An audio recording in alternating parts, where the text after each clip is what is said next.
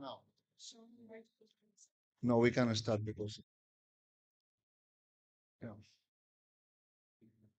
Good morning. Welcome to the Science for Climate Action Pavilion. And my name is Carlos Duarte. I'm Executive Director of the Global Coral R&D Accelerator Platform.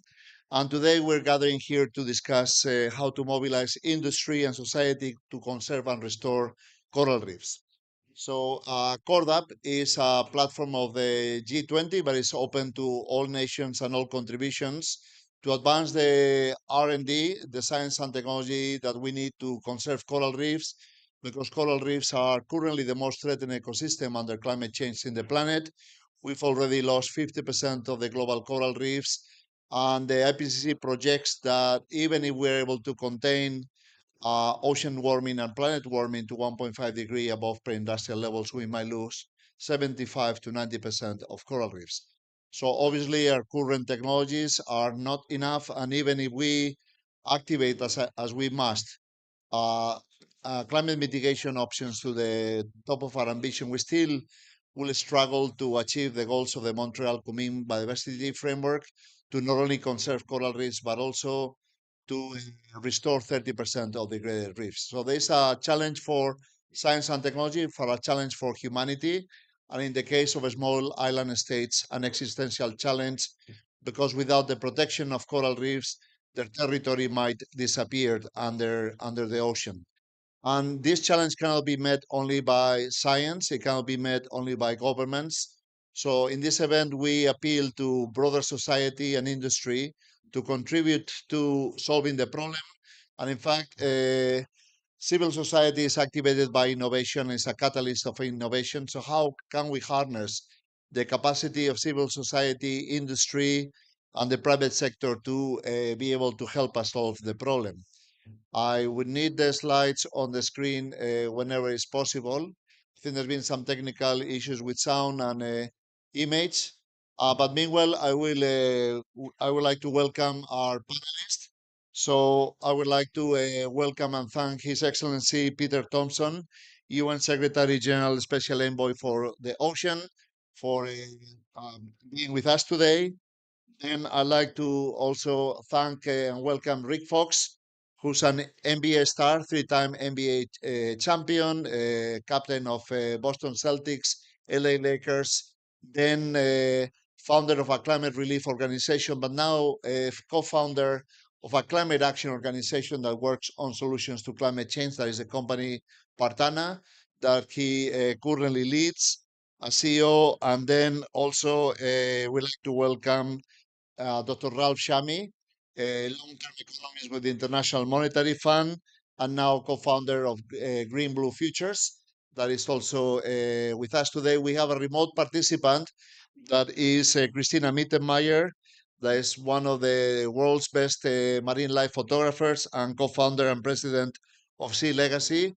And then we might welcome at some point Spanish Deputy Prime Minister Teresa Rivera, who's also the Minister of Ecological Transition. And because Spain is currently the president of the EU, she's leading the EU delegation on the negotiations. So she advised she might be delayed due to the negotiations that are reaching a critical point, and she might send a delegate. So we hope to welcome either Teresa or her delegate at some point today. So with this, I'd like to give the floor to His Excellency Ambassador Peter Thompson for opening remarks. The floor is yours.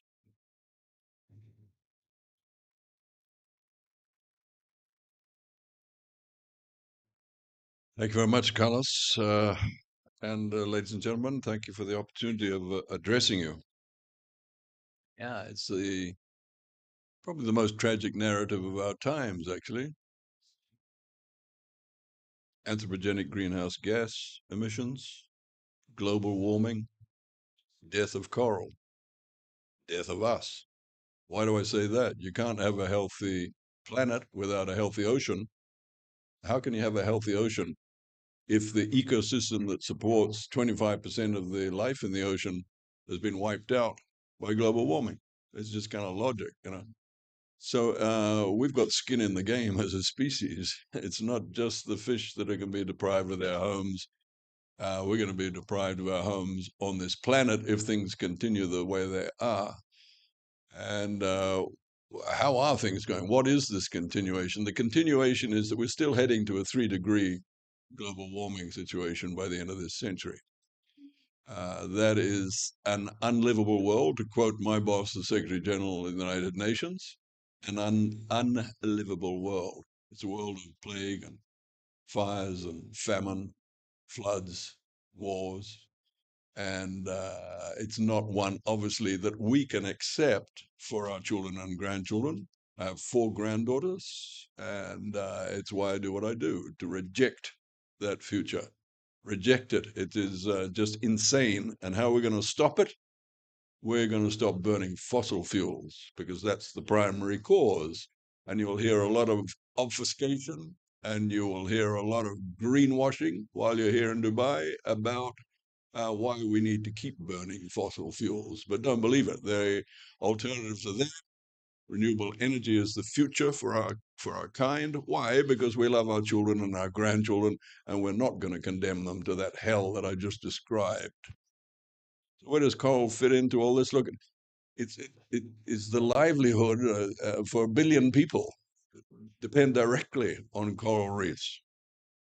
And I hate putting figures on financial figures on nature, but it's estimated that $9.9 trillion economically is the annual value of coral reefs to our global economy.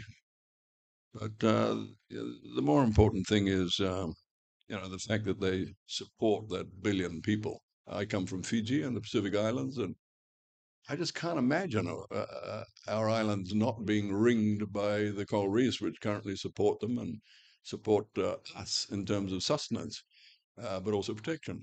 So I just can't imagine that world. And when I look into my granddaughter's eyes, I can't imagine that our species is going to be so self-destructive that we're going to allow coral to disappear. I was speaking from this podium a few days ago, and I was quoted as saying that. And it sounds a little bit too optimistic, but I can't imagine a world where they're not going to have coral.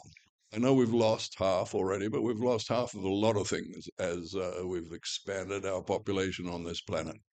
But I just can't imagine that we're going to be so stupid or that coral will not be resilient enough that we will live in a world with no coral. But, that's going to require a lot of work. And the primary thing is stop burning fossil fuels and, don't be misled by what the oil and gas industry fooling you about. You read their billboards and all the airports and on all the motorways of the world, and you think they're leading this charge towards renewable energy. Well, they're not. The IEA put out a report a couple of weeks ago saying they're only contributing 1% of what's required. Now, when they make $5 trillion a year in profits, that's obscene. Obscene because, it's stealing from our children's future. So coral requires the support of all of us, individuals, uh, communities. We're going to stop doing things that damage coral reefs. But most importantly, we've got to get corporations and we've got to get business, tourist industry, all the industries that are close to coral, fisheries. Everybody's got to get involved. There are excellent organizations now like the Global Fund for Coral Reefs that they can put the monies into, but they can also help locally where coral reef programs are underway. So please, if any of you represent corporations, or you can spread the word to the corporations, coral is in need of help, and we count on you for it. Thank you.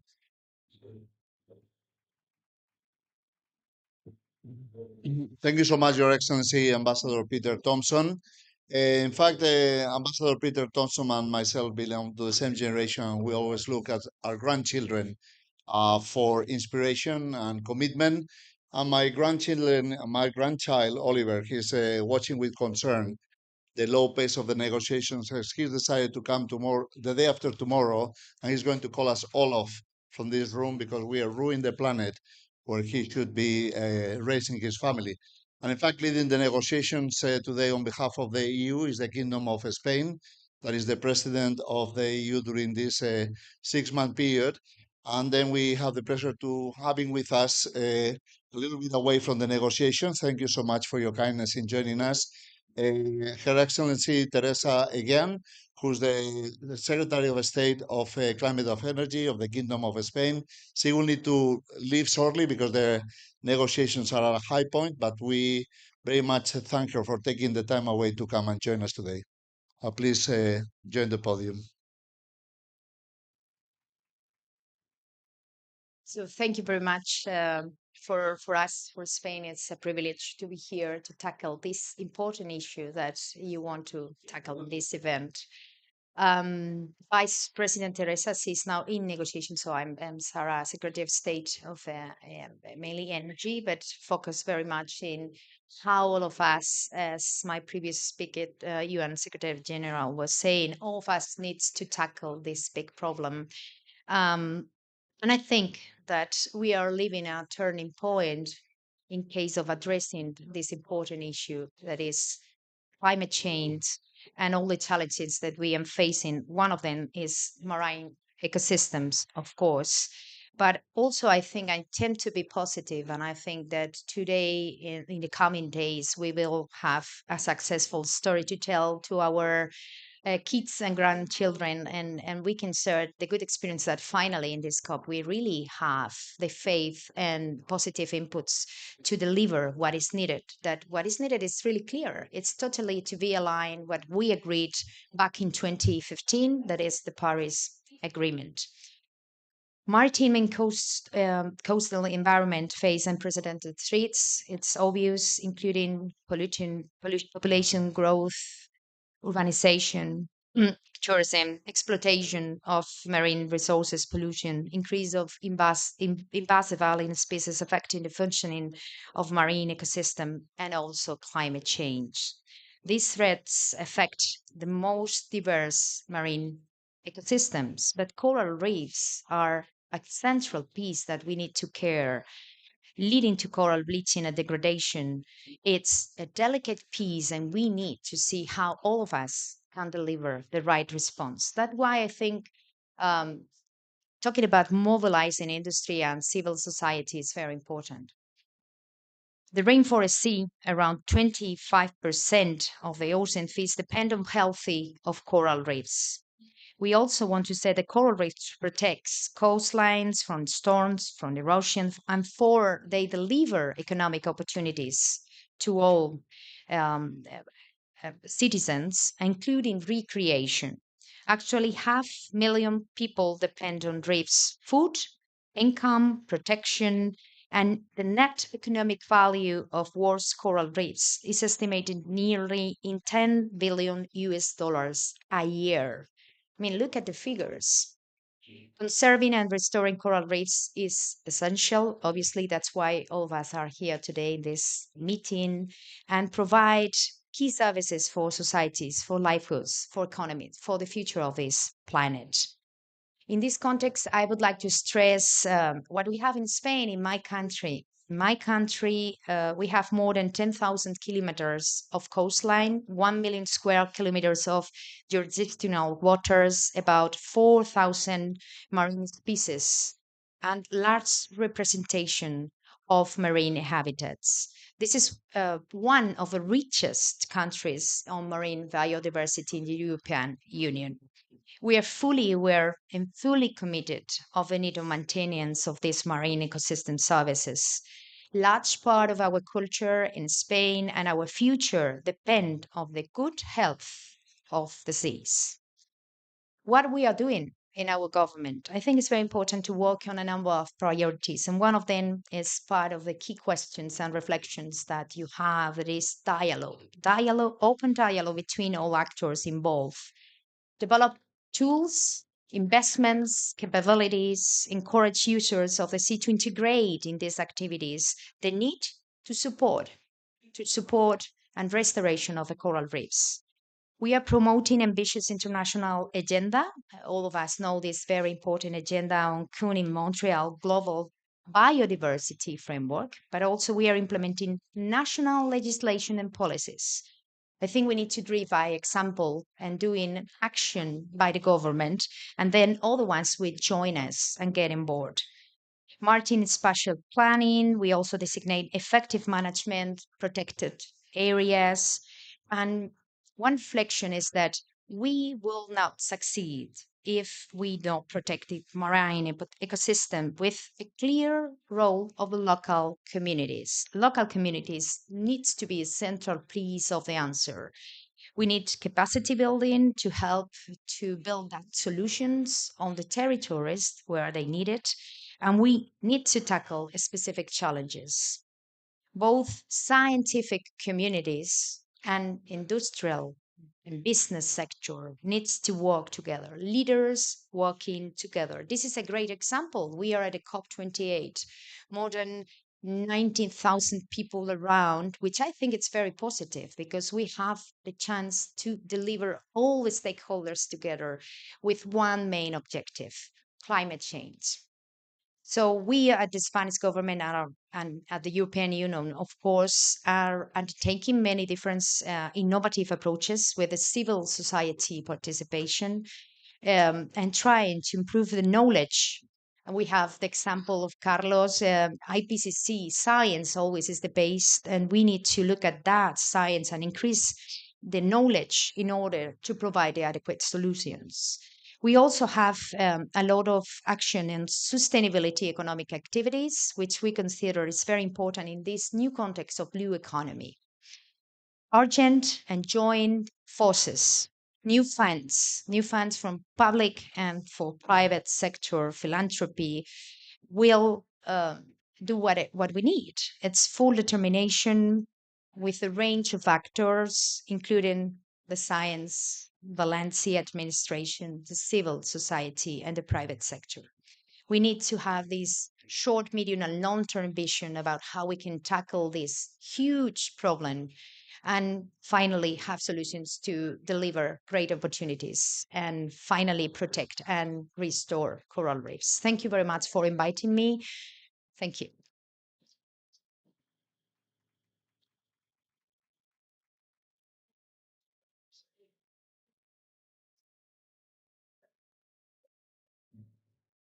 So we thank Her Excellency for the remarks, and also we wish Her Excellency and Her Excellency Teresa Rivera also good luck with the negotiations, because coral reefs depend on the outcome, and our livelihoods all depend on the outcome. So good luck, and thank you for joining us in this critical time of COP. So with this, then I'd like to also invite Dr. Ralph Shami to come to the podium and share his thoughts.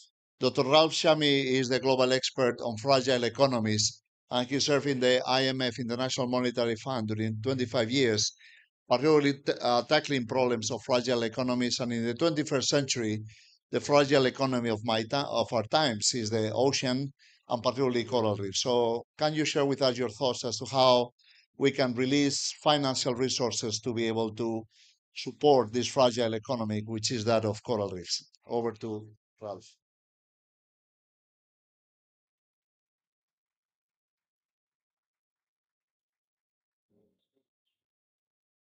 So I'm not a scientist. Um, the question is, how do we mobilize resources to look after nature? We already know that the existing resources are woefully short because they're basically either philanthropic or governmental. And the gap that has been calculated by many is in the hundreds of billions of dollars per year. That is how much is needed to maintain the living nature that we need in order for us to survive. So the proposition in front of us is, how do we mobilize private funding into nature? So what I'm going to discuss with you here in the few minutes is how I'm not talking about philanthropy. I am not talking about altruism. I'm not talking about governmental assistance. I'm talking about how do we make a proposition to the industry that it's good to invest in nature. The problem that we face is that the current economic system, as we know it, has a very good relationship with the dead nature, has a very bad relationship with the living nature. The current economic system does not see the living nature. The living nature to the current system is invisible. That's why you can see a ship ram a beautiful blue whale and kill it and keep going on its way. You can see a ship that releases its oil into the sea, destroys pristine nature. And what is the cost? The cost is the cost of cleanup, but there's no penalty for destroying a living nature. Because if you want to talk to the private sector has to see nature from one prism and one prism only. Is nature an asset? If you can prove that nature is an asset, then the private sector starts to look at you differently, because once something becomes an asset, you can invest in it and you can insure it, you can protect it, you can provide all the services that between 16 and $32 trillion can buy you. So the question becomes, is nature, a living nature, is it an asset? And the answer is a resounding yes. Now, it all started with the Paris Agreement of 2015, when the world realized that they need a living nature in order to grab the carbon from the atmosphere. So suddenly, living nature became kind of an asset. Like, we need to grab carbon, but really, who's going to grab carbon? Certainly not the machines. They're woefully inadequate. It's a living nature is going to do it for you. So nature became valuable, and that's why you saw the price of carbon go from zero in the compliance market is 100, and in the voluntary market between $5 and 100. So the question for us is, can we make nature an asset, a living asset that is valuable for the private sector to bring its funding into this and help us save us from ourselves? And the answer is yes, because the work of Carlos and others tells us that a living nature is incredibly valuable. Seagrass, salt marsh, mangroves, corals, these are living systems that provide ecosystem services for which we actually can assign a market value, not a shadow value, a market value for. Work of Carlos on seagrass alone can show us that seagrass alone is worth, just from carbon sequestration alone, over $1 trillion. Over $1 trillion. Okay? And the list goes on and on. There's already work on coral reefs that shows that coral reefs as an asset can provide billions of dollars per year in terms of services. So we already know what we have to do in order to make a living nature visible to the market system. No amount of proselytizing is going to change anybody's mind in the business world. You have to speak the language of the business. But in order to start there, in order to get there, you need to do a few things. One, you need to have the science. The science is the pillar. The science has to inform us as to what a living nature, how important is it to our own society, to our own lives, to our own economy, to our own existence. Once we know that, the next question is going to be, can you value it? Can you translate that science from the language of science, of biodiversity, into dollars and cents? Because ultimately, I guarantee you, and both excellencies are here, in every discussion, I bet you, I've been in some of those, it's really, the bottom line is a cost-benefit analysis. What is the cost? What's the benefit? Right now, nature is a cost proposition. What you really want to do, you want to turn it upside down and say, no, nature is not a cost proposition, is a revenue proposition. And once it becomes a revenue proposition, then you can insure it, then you can look after it. It's no longer trying to protect something, you protect an asset. And the last thing is that what the industry wants to know is, do you own the asset? Can you speak on behalf of the asset? When we work with indigenous people, for example, that own their assets, then the industry can feel okay, there's ownership, there's local community impact right away. The money comes in to look after the asset in perpetuity. Yes, if I can verify all of that, then I'm willing to come in. Thank you very much.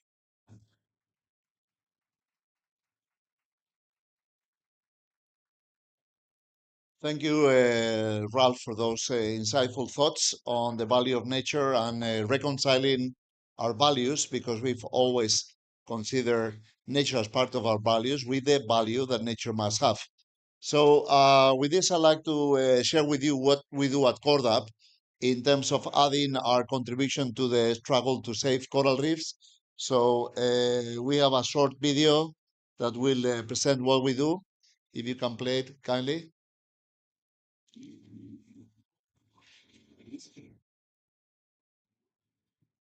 Launched in 2020 by the G20, the Coral Research and Development Accelerator Platform, CORDAP, is the only international organization fully dedicated to funding global research and development for tropical and cold water coral restoration and conservation.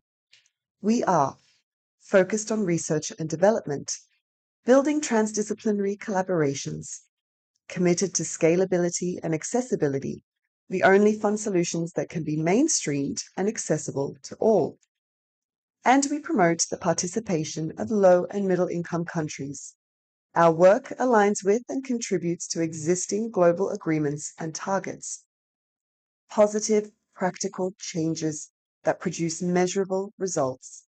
This is our goal. Since 2021, CORDAP has collaborated with 103 institutions worldwide from 31 countries, 44% of which are low and middle income countries. We launched our first Coral Accelerator program in 2022 to fund international collaborative teams with impactful ideas in coral conservation and restoration. $18 million worth of funding was awarded. 89 proposals were received in total, 40% led by the lower and middle income countries. 489 applicants, 51% of applicants of which were female. Each full proposal underwent international expert peer review. The result? 14 proposals awarded from 20 countries, 60% of which are from low and middle income countries.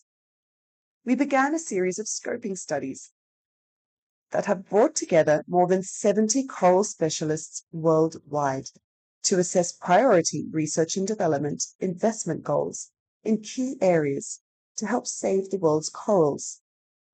We initiated CORDAP study fellowships to build R&D capacity in low and middle income countries.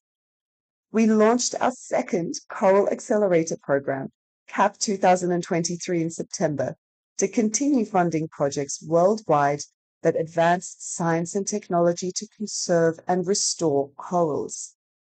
And we hosted our first artist in residence, Jana Winderin, as part of our Team Coral initiative that connects art with science. So what's next? You. Join our mission to save the world's corals.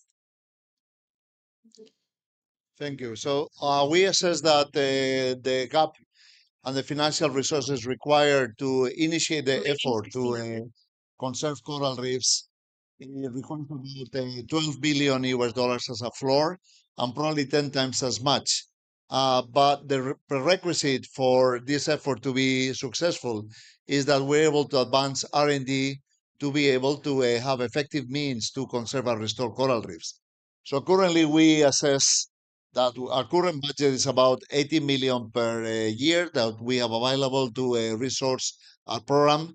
But we believe that we need to be investing about 30 million per dollar. And in fact, the proposals that we receive collectively ask for about 160 million per year to be able to advance our science and technologies to restore coral reefs. So there is a 8 times gap between the resources that we have available and the resources that are required to accelerate R&D to save coral reefs. And then discussing how we're going to close that gap is fundamental for achieving the mission. We have now one statement from Christina Mittenmeier that could not join us in person, but she will have a recorded contribution to make. My name is Christina Mittermeier. I'm a photographer. I'm a conservationist. I am a diver, and I'm the co-founder of Sea Legacy. It is my pleasure and honor, a real privilege and a fun one too, to be part of this panel with friends, with colleagues that I admire. And it's a real shame that I couldn't make it to Dubai to be with you in person, but I thank you for indulging me and having me on video. I really appreciate it. Coral reefs have been called the rainforest of the sea. They occupy less than 1% of the ocean floor, but they are the home to 25% of all marine species. That's about 1 million different species of creatures in the ocean. And they are important because they support an economy that's worth $375 billion annually. So it is a very important part of the economy of about 100 coastal countries, and it supports about 1 billion people with tourism, with fishing, with coastal protection. They're pretty important ecosystems. The IPCC says that if temperatures increase by 1.5 degrees centigrade, which we're on track to doing, we are going to lose 70 to 90% of coral reefs. If temperatures increase to 2%, we will lose all the reefs. And we are scheduled to get there by mid-century. So stop and think about that for a second. This is just 20 to 30 years away. The consequences for humanity are going to be catastrophic. Losing about 1 million species in the ocean is going to devastate local economies that depend on tourism, and it's going to collapse coastal fisheries. This is going to impact about 1 billion people. And importantly, about 200 million people depend on coral reefs to stop the battering of hurricanes and storms on the coastline. So it's going to displace a huge number of humans from where they live today. Perhaps the most devastating effect of disappearing coral reefs is that algae will take over where once we had thriving ecosystems. Algae and microbial algae produce slime. So the ocean is going to become slimier and it's going to become the home of jellyfish. Importantly, the ocean will lose its ability to produce the oxygen that we breathe today. The threats to coral reefs are many, and they include bottom trawling, which shockingly is still allowed in many countries, including Canada, pollution, not just plastic pollution, but fertilizers, sediment, sugar industry. It's a massive cause of pollution that's destroying coral reefs in many places. But the most important threat to coral reefs is warming temperatures, climate change. Full stop. There's no bigger threat to coral reefs than a warming ocean. What needs to happen to turn this around is twofold. We need to make serious investments in conservation. The largest and richest coral reefs that remain on planet Earth, like the Great Barrier Reef, remain because they have been protected since the 1970s. And conservation is expensive, so countries need to prioritize the conservation of existing reefs.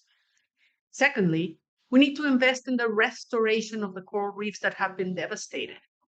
Another incredibly expensive, labor-intensive, and time-consuming activity, but one that is absolutely necessary to maintain the resilience of the reefs that are still alive. And finally, we need to stop emissions. I'm going to let the other panelists tell you the many ways in which emissions are still an enormous threat to humanity today. But make no mistake, carbon is the largest pollutant and the biggest threat to the ocean and to coral reefs.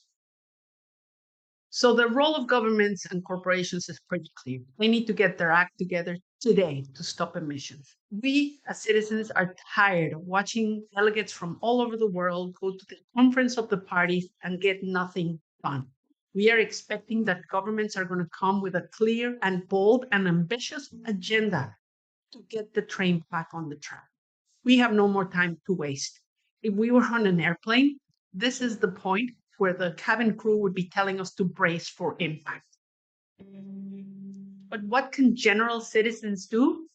Well, the conservation and environmental movement is starved for funding, and we all are passionate about many causes. But I'm going to say that the most important thing that we can do as individuals in addition to looking at how much we consume and what we consume, is to over bias our donations for the environment. Find conservation organizations, local environmental causes, global environmental causes, and donate generously because humanity's future depends.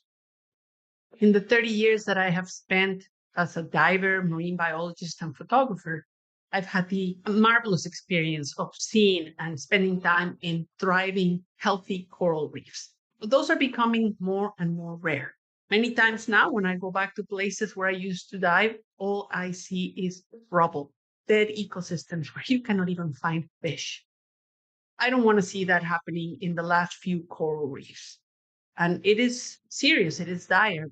With El Nino coming this year, scientists around the world are bracing themselves to watch another massive bleaching episode that's going to be translated into the massive loss of coral reefs. For most people, they just imagine themselves on the beach and they're going to go snorkeling on the reef, and the consequence of the loss is not clear. But this is a clear and present danger for humanity. We needed to be acting 10 years ago, 30 years ago. But why don't we start acting today?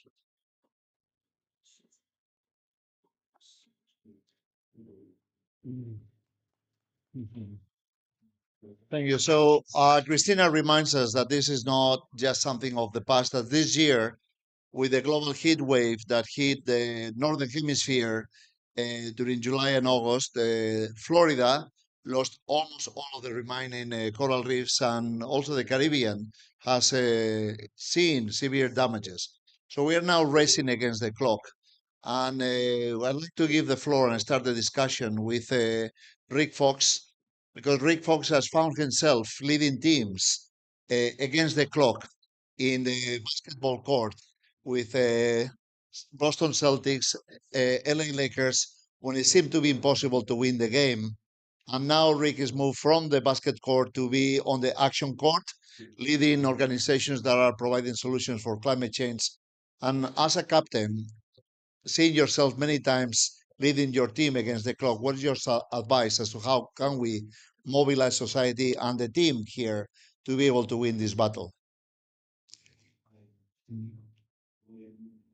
Wait. There we go. Thank you. Uh, Thank you, Carlos, and good afternoon. It's an honor to be here.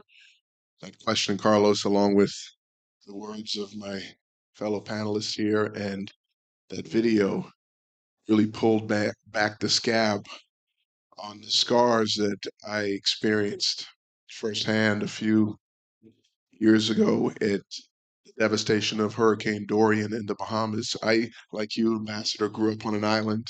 I grew up on a coral from the Bahamas.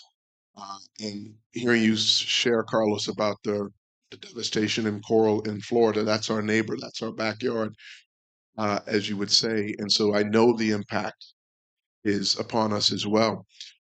I I come from the sports world with this uh, team building, and any success we've experienced in my career as a leader has been because my teammates are of the highest quality in their dedication and focus to the mission. I think everyone here today are here because the mission is already clear for you guys as it is for us. It's an honor to be here with CORDAP because as I was educated to CORDAP's mission about, I think it was about 3 years ago now, um, I grew up in waters in the Bahamas where coral was vibrant. I'm 54 years old now. When I was a young 8 or 10-year-old, the beach in the Bahamas stretched pretty vastly. I could run on the sands, and it seemed like forever for me to get to the water. And that was good. That was hard and frustrating going in. When my mom would call me out and I didn't want to leave, it was always great because it was a long run back. But when I got on the ground and had the opportunity to snorkel in the Red Sea, there were two things that I experienced. One was the envy that I thought the Bahamas was the only one that had beauty that you could see from a helicopter, the vibrant colors. Uh, and so I expected to see some of that in the oceans in the Red Sea when I went with Carlos. Carlos, what you did was showed me the reality of what we are faced with. and I got to see the bleaching. I got to see the impact of what coral is facing and fighting. Ask me, how do we come back from being down 20 points in a fourth quarter of a basketball game, which I've personally experienced in my life, but leave and held on to being in the moment and being surrounded by teammates that still held a focus on the mission at hand and recruited and moved as one. And there's something about strength in numbers. There's something about a unified belief that what we want to believe and leave for our grandkids and what we want to believe is possible by inviting corporate companies to not only donate but donate more, not only to realize the value of our cause, but understand the impact to their bottom line, like you said, Ralph. Like it's a opportunity for them to not only impact our future, but also have impact for their investors. So when I think, as you said, Ralph, I agree. When you think of that way, my story is an individual story, as you mentioned. Ambassador, there's three prongs, right? There's individuals, there are communities, and then there's corporations that can have an output. An individual, I care about this because it's my home. It is my home. They tell me that we're going to be underwater. 80% of my country is going to be underwater. It's hard to hear.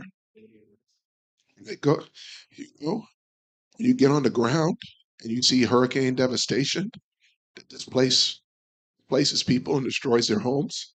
They have no place to be. You become a climate refugee. And this is real for us. So we don't debate it anymore. So how do I find my way into this conversation? It's through the next step of community. Our country's $11 billion in debt because we can't dig our way out of the consistent rebuild year in and year out. How do we survive? So as a corporation, I didn't know I would have a solution or be a part of a solution. It was men like these guys who educated me. So if you're a corporation out there and you donate funds, please donate more. I know we will as a company, but also educate, use your platforms, use your marketing arms to spread the word, educate so people will understand the value. And then at the next level, get involved, get on the ground, feel it for yourself, see it for yourself. Because you're not only a part of the problem, you can be a part of the solution. We started as a company in climate tech, looking to fight the carbon emissions that we talk about being a part of the huge part of the problem that's impacting the ocean. And it was through conversations here that I learned that we use brine. Brine is a discharge from desalination that goes into the ocean, it disrupts and destroys our seabeds, creates this circular issue, right? The circular issue that's ongoing. Well, we take it and we're able to use it as a feedstock to turn products into building materials into nature positive products. So here we were on land trying to eliminate and reduce the impact in the construction industry, which is 38% of the negativity, right? We've been burning rocks for 200 years, and that's impacting our oceans. Well, through this conversation, the identification by Carlos of the way our material forms, it reacts like coral, same way coral produces in our ocean. And so here we are being of service in this conversation, to also now hopefully impact coral reef restoration.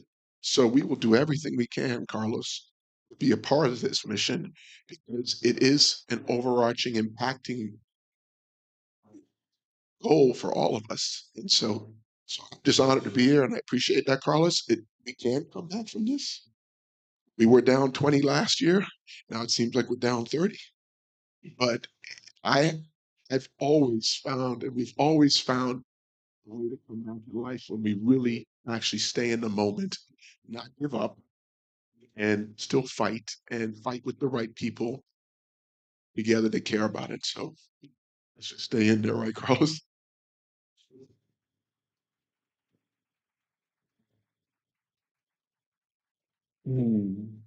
Thank you, Rick. So I really like to have you as a captain with us. You're going to give us our fourth ring, your fourth ring. And that ring is the ring of achieving our climate goals and the Paris Agreement. We need captains like you.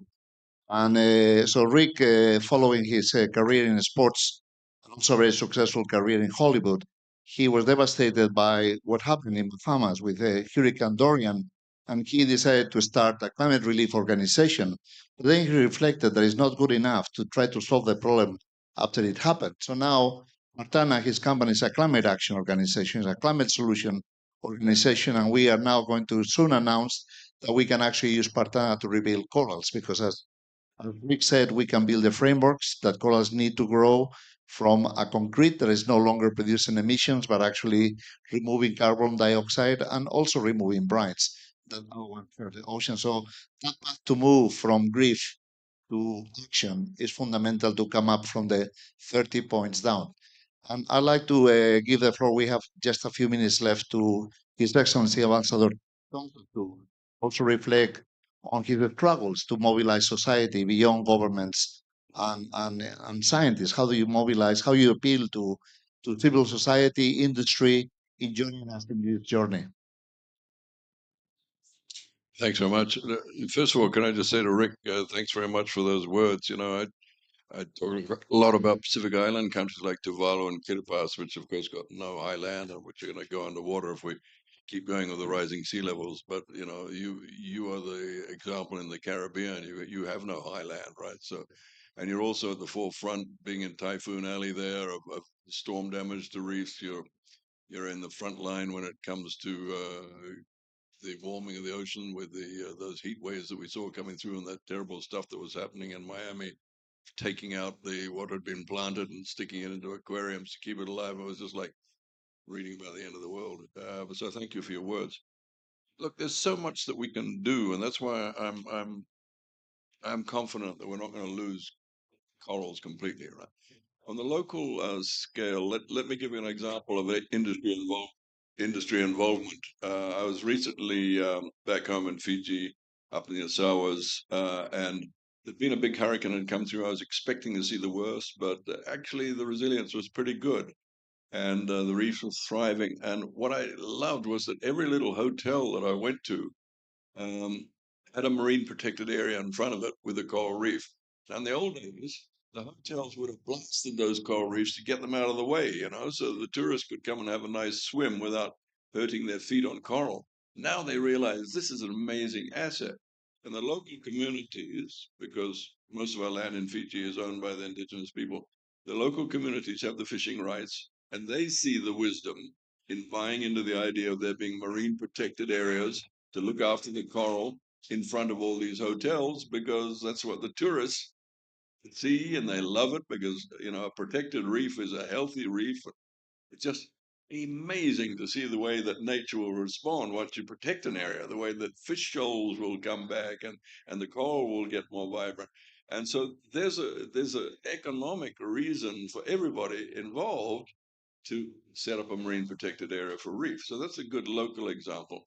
But there's also, and I'll talk about my country again, because it's getting support from the Global Fund for Coral Reefs on land. It's what's happening on land is a large part of the problem for the coral reef.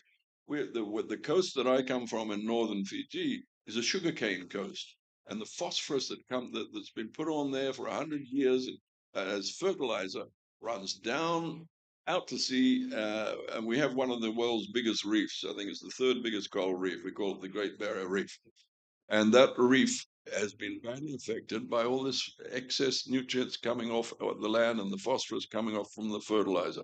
So what we're doing is we're using that money not to spend it out on the reef, but to spend it on building a fertilizer factory for the sugarcane industry, which is based on natural product and not on imported phosphorus.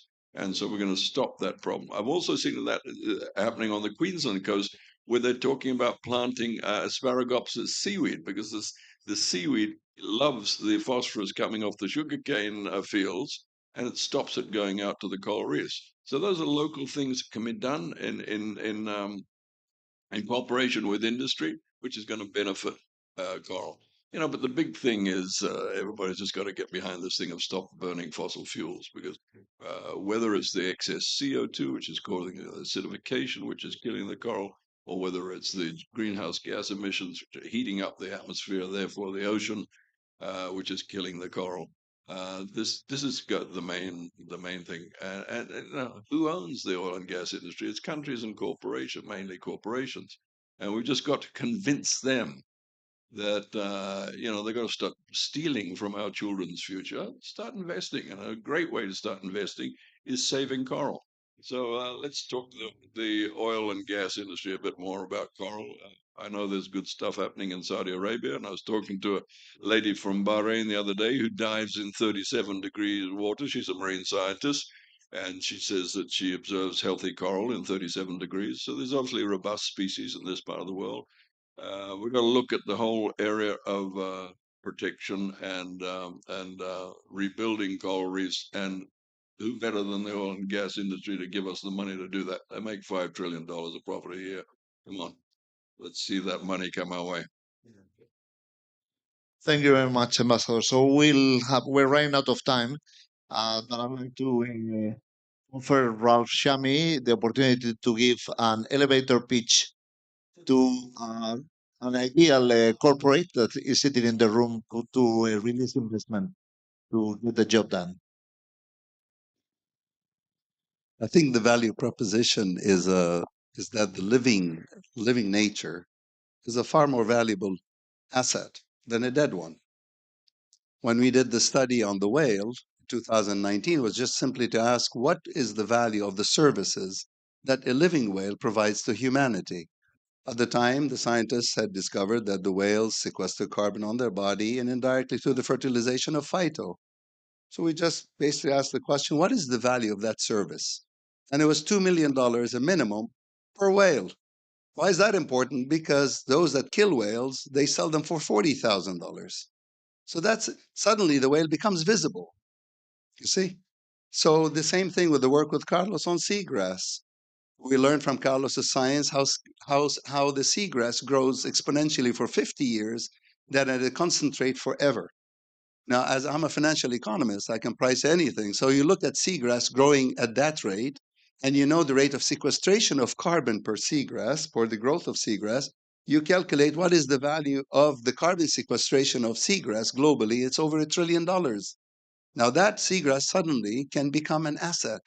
Once it becomes an asset, then the conversation goes from cost of conservation to the value of protecting an asset. Because once it's an asset, so rather, if any damage is done to it, then the community that owns the asset can go after whoever is polluting and destroying it financially.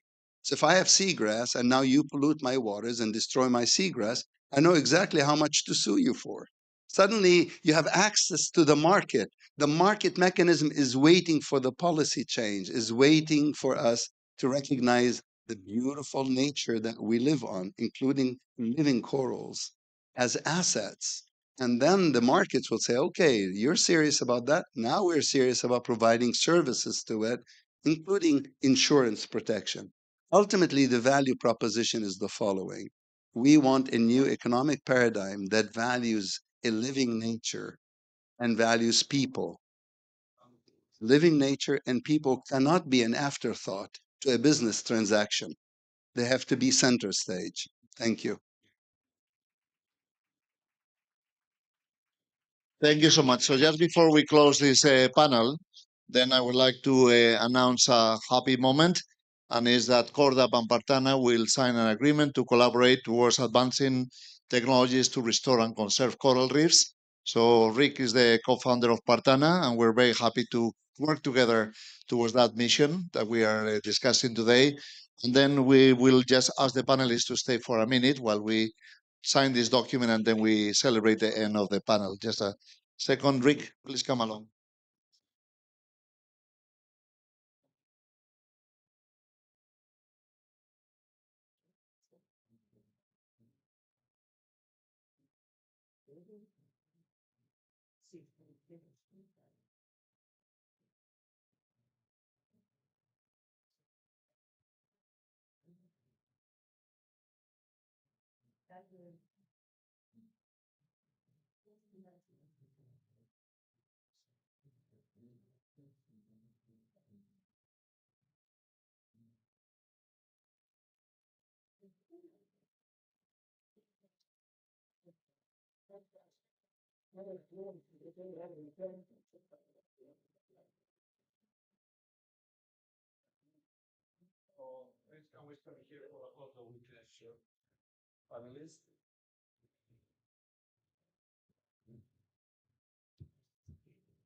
Congratulations.